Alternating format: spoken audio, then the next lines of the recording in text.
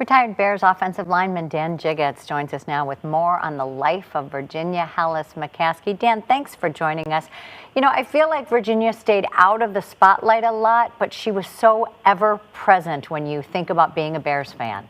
Oh, yeah, no question about it. And, you know, she married her father in so many respects, though, in terms of her personality and the way she approached things. And people should know, people go back and forth about how they feel about the Bears and everything else, but they should also know, though, that she was one of the sweetest and dearest people that you would ever meet. And, the world's is now missing a very integral part of what it was NFL royalty in what she represented and how she approached not only, the team, but the players and everything else. So it is really a sad day, and may God bless her soul, and may she find peace and everlasting life in heaven above.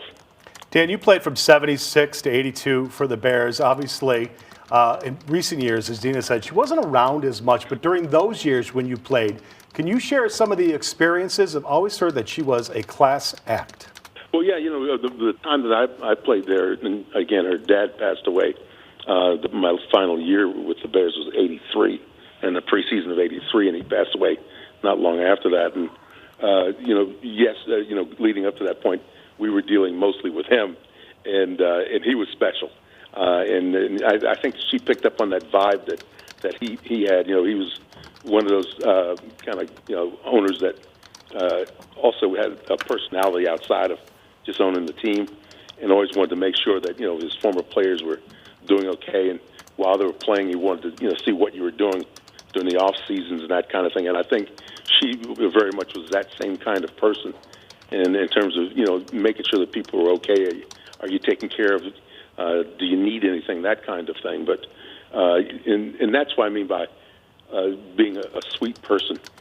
It didn't matter, if you played 20 years ago, 30 years ago, 40 years ago. I'd run into her up at House Hall and covering the team, and she always remembered names. She always remembered, your kids and that kind of thing. That's kind of special, and that's unusual. And I've met a lot of different owners around the National Football League in my career in broadcasting, and there are very few of them that are like that. Dan, you talk about how kind she was, and I think about the philanthropy that she was involved in beyond the Bears and as part of the Bears organization giving back. It's just remarkable.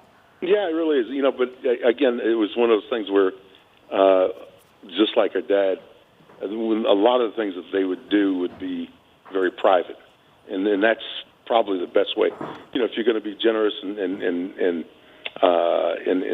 kind to people, sometimes the best way to do that is just to do it and not say a word about it. And I think that that's in large part how she approached things. Dan, I've had some friends who were involved with the Bears over the years, and they say that she quietly suffered every loss, but she really hated to lose to those Green Bay Packers. Yeah, no doubt about it. And again, just like her dad.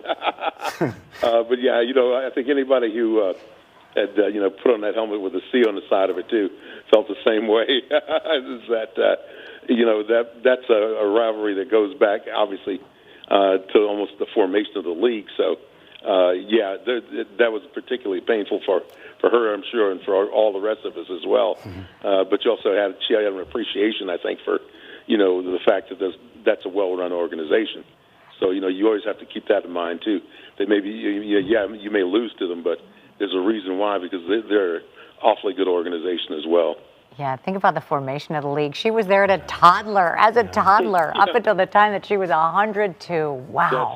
You think 1920, when this whole thing got started, and she was on the buckboard, I guess, when Coach Alice started this whole thing called the National Football League. So you have to have a great appreciation for that. And she saw so much. We saw so much change in not only with the Bears but also throughout the NFL. Mm-hmm. And obviously, it's gone from a $2,500 investment to a multi-billion-dollar, investment with this football team. So they've seen a lot of change, and she has witnessed a lot of it. So, we will miss her, believe me.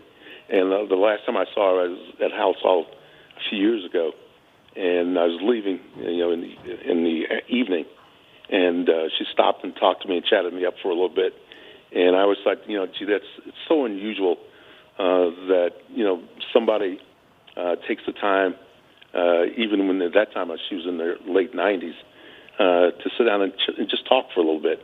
And I really appreciated that, and I will dearly miss her.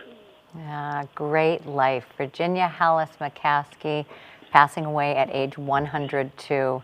Dan Jiggetts, thank you so much for your insight. Thank you, Dan. No problem. Take care.